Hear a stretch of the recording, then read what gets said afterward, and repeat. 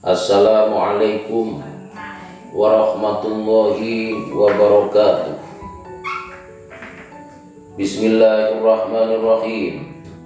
Alhamdulillahi rabbil alamin. Wa bihi nasta'in ala umuri dunya waddin. Wassalatu wassalamu ala asyrafil anbiya'i wal mursalin. Qala Allah ta'ala fi kitabihil karim, yarfa'illahu alladhina amanu walladhina utul ilma darajat. Al-ayah. Amma ba'du. Yang terhormat kepada para pemirsa semua di mana saja berada, semoga dirahmati Allah. Sebelum saya menyampaikan sepatah atau dua kata-kata, marilah kita semua memanjatkan puji syukur kehadirat Allah Subhanahu wa taala dengan ucapan alhamdulillah wa syukurillah, yang mana kita semua sampai pada saat ini diberi beberapa kenikmatan sehingga kita dapat menuntut ilmu minal mahdi ilal lahdi dalam keadaan sehat walafiat, tidak ada halangan suatu apapun. Juga tidak ketinggalan sholawat beserta salam semoga mengalir ke pangkuan Nabi Agung Muhammad Sallallahu Alaihi Wasallam. Semoga kita semua mendapatkan syafaatnya besok pada hari kiamat. Untuk mencari ilmu,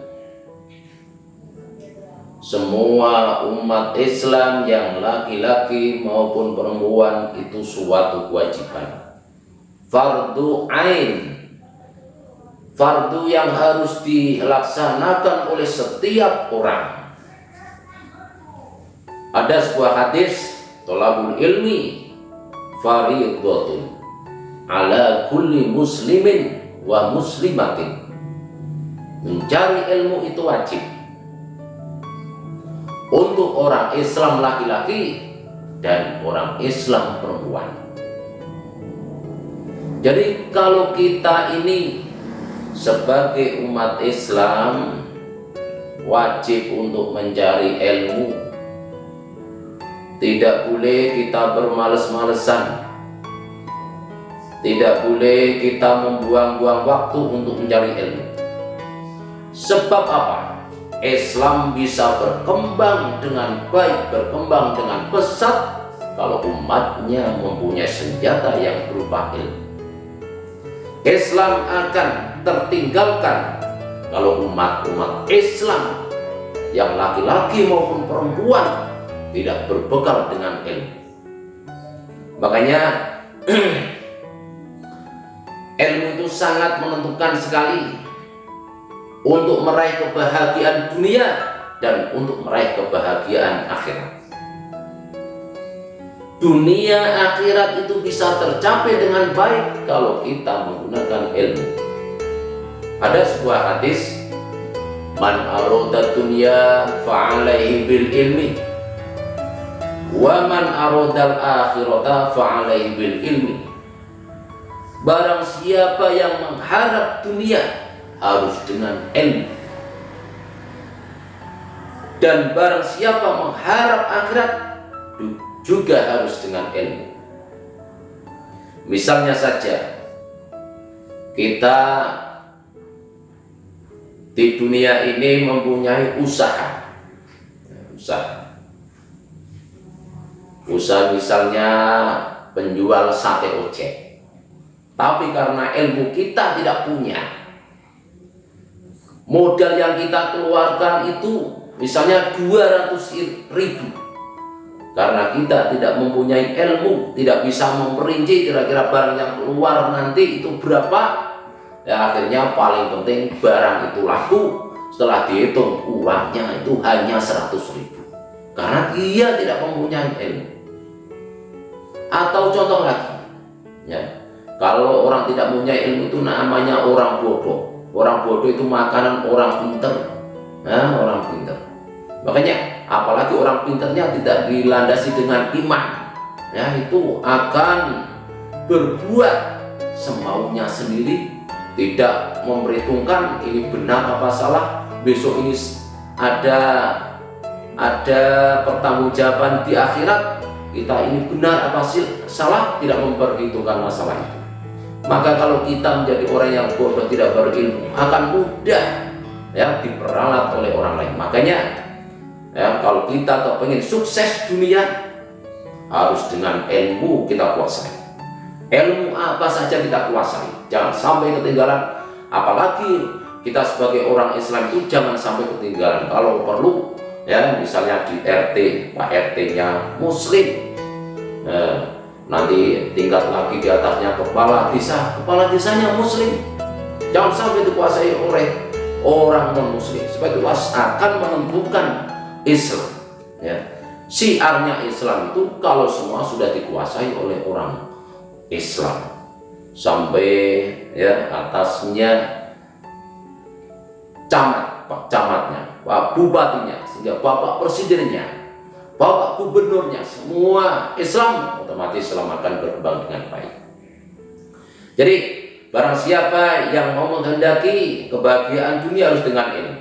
Itu contohnya seperti tadi, kita bisa tentram hidupnya di dunia ini kalau kita punya ilmu ya. Tidak yang diandalkan itu hanya okolnya saja, tidak, tapi ilmunya. Kita di rumah kalau punya ilmu bisa jualan secara online zaman sekarang ini ya, kita di rumah dapat menghasilkan ilmu, itu dapat menghasilkan uang. Kita kerja di rumah walaupun kita dengan tidur, dengan santai, dengan keluarga, bisa menghasilkan uang karena itu ada ilmunya.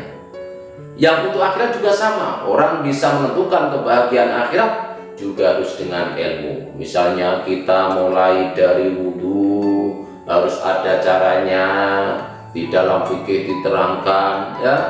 Terus sholatnya ada caranya, puasa ada caranya, haji ada caranya, ya semua ada caranya. Semua itu harus kita aji, kita cari ilmunya, supaya kita benar-benar pada waktu ibadah menjalankan ibadah itu ya mendapat ridhonya Allah. Kalau kita menjalankan ibadah itu ya ada ilmunya. Kalau kita puasa misalnya atau haji tidak punya ilmunya ya, kemungkinan saja ya wong sholat kok dipanggil temannya kok sambil nengok kanan nengok kiri ya, atau mendengar temannya yang kentut, dia malah yang kakak ya, ya itu karena tidak punya ilmu. Kalau dia punya ilmu, tidak. Orang menjalankan puasa tidak tahu batal sholat, batalnya puasa, rukunnya puasa tidak tahu, ya tidak akan benar puasanya. Dia anggapannya kalau puasa itu yang membatalkan hanya makan dan minum, tapi kenyataannya dia di kamar ya sambil merokok ya, karena dia tidak punya ilmu. Makanya barang siapa yang kepingin mengharap kebahagiaan dunia dan akhirat, itu kedua-duanya harus dengan ilmu. Wa man aradahuma fa alaihi bil ilm. Setelah orang itu mempunyai ilmu, terus apa yang dilakukan? Ilmu itu memang harus diamalkan. Setelah kita tahu caranya sholat, tidak mau menjalankan sholat, kita tahu caranya muamalah dengan baik, tidak mau menjalankan muamalah dengan baik ya, nanti juga akan pertanggungjawabannya di akhirat ya. Terus lagi ada hadis, setelah kita mendapatkan ilmu dari orang yang mengejar kita, kira-kira apa yang kita lakukan? Kita mencari ilmu itu ya, tidak ada batas waktunya. Ada sebuah hadis yang punya begini, utlubul ilma minal mahdi ilal lahdi. Carilah ilmu mulai kamu turun dari buayan, mulai kamu turun dari bangulan ya, sampai kamu masuk liang lahat. Itu yang dicari harus ilmu. Makanya biasanya kalau orang sudah keluarga itu ya, pemikirannya itu beda. Saya mencari ilmu tekan mulai kecil sampai tamat aliyah misalnya, tidak salah itu ya. Mencari ilmu itu ya sampai orang masuk ruang lahat, sampai orang itu mati masih diwajibkan ya, mencari ilmu. Makanya kalau kita misalnya sudah keluarga, jangan lupa misalnya ada pengajian di mana-mana ya. Kalau tidak mengganggu masalah keluarga, kita harus hadir diniati untuk mencari ilmu. Mencari ilmu itu tidak mulu ya di pondok pesantren, tidak mulu di sekolah, tidak mulu di forum pengajian, tidak. Kita misalnya jalan-jalan sambil mengamati alam sekitar kita. Oh, ini kuasanya Allah. Ternyata Allah kuasa. Nah, pisang yang asalnya kecil pohonnya, semakin lama semakin besar, juga akan membuahkan seperti ini yang enak kita makan. Ya, gitu. Jadi, tapi jangan lupa, setelah kita mempunyai ilmu itu, ancaman Allah sangat pedih sekali kalau kita tidak bisa mengamalkan yang namanya ilmu. Fa'alimun bi ilmihi layamalan mu'adzabun min qabli ubatil wasan. Fa'alimun monggo utawi wong alim bi ilmi kelawan ilmune wong alim layamalan kang ora gelem nglakoni sapa wong alim. Mu'adzabun iku den siksa sapa wong alim mau min qabli ubadil watani ing dalem sadurunge wong-wong sing nyembah berhala disiksa Gusti Allah. Dadi orang yang alim, wong sing ngerti gak gelem nglakoni ilmune. Ngerti carane salat, ngerti carane puasa, ngerti carane haji, dhek sugih gak gelem nglakoni kabeh. Iku besok mu'adzabun min qabli ubadil wasan disiksa. Sebelum orang-orang penyembah berhala disiksa, wong alim itu akan disiksa Allah terlebih dahulu. Makanya kita itu berharap, doa kepada Allah, mudah-mudahan ilmu yang kita peroleh dari Bapak Ibu guru, dari Bapak Kiai itu semoga diberi manfaat. Kita bisa mengamalkan semua ilmu-ilmunya. Tapi jangan lupa kacang, ibarat orang Jawa, kacang lupa kulitnya. Ada sebuah hadis lagi, ta'allamu wa 'allimu. Ta'allamu podo belajar sira kabeh, belajarlah kamu semua. Wa 'allimu dan mengajarkanlah kamu semua. Setelah kamu bisa tentang ilmu, disuruh mengajarkan. Wa tawadhu dan kamu hormatilah limu alimikum kepada guru-guru kamu. Setelah kamu belajar, setelah kamu mendapatkan ilmu, mari kita amalkan bersama-sama. Undang anak-anak kecil, undang tetangga kita yang belum bisa, kita ajari ilmu. Misalnya kita bisanya mandu tentang sholat misalnya, diwarah ya tetangga atau siapa yang minta warah kepada kita, ajarkanlah ilmu yang sudah kamu tuntut. Ta'allamu wa 'allimu, ajarkanlah ilmu itu. Jangan sampai kamu punya ilmu ya dimintai warah sama orang lain, disuruh mempelajari orang lain tapi kamu tidak mau, jangan sampai naudzubillah. Terus lagi wa tawadhu dan kamu hormatilah semua limu alimikum kepada orang-orang yang pernah mengajar kamu. Orang-orang yang pernah mengajar kamu itu harus wajib dihormati, siapapun orangnya ya. Terus walayalau limu alimikum dan berbuat baiklah kepada orang yang pernah mengajarkan ilmu kepada kamu. Kita harus hormati, tidak cuma guru atau orang yang pernah mengajarkan kita yang kita hormati, termasuk keluarganya ya, itu harus kita hormati.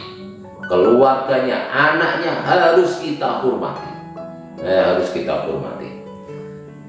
Makanya di dalam kitab Ta'limul Muta'allim itu ada dawuhnya Sayyidina Ali, ana abduman alamani harfan. Saya ini merasa hambanya orang yang pernah mengajarkan aku walaupun satu huruf saja. Sayyidina Ali karramallahu wajhah itu menyatakan saya ini hambanya orang yang pernah mengajarkan aku, walaupun itu cuma satu huruf, dia merasa hambanya. Dengan keterangan itu bisa diambil manfaat bahwa ilmu itu sangat penting sekali. Siapapun yang mengajarkan kita itu namanya guru kita, wajib kita hormati. Wajib kita hormati. Itu karena wajib kita besarkan beliau atau orang yang mengajar itu. Misalnya ada kerja, kita harus membantu. Misalnya ada apa-apa yang kiranya guru-guru kamu atau ustadz-ustadz kamu atau kiai-kiai kamu punya pekerjaan yang sulit, dipecahkan secara pribadi atau secara keluarga, kamu datang ikut menyumbangsih supaya ringan bebannya guru atau ustadz atau kiai kamu. Hanya itu yang dapat saya sampaikan. Kurang lebihnya saya mohon maaf. Akhirnya wabillahi taufiq wal hidayah. Wassalamualaikum warahmatullahi wabarakatuh.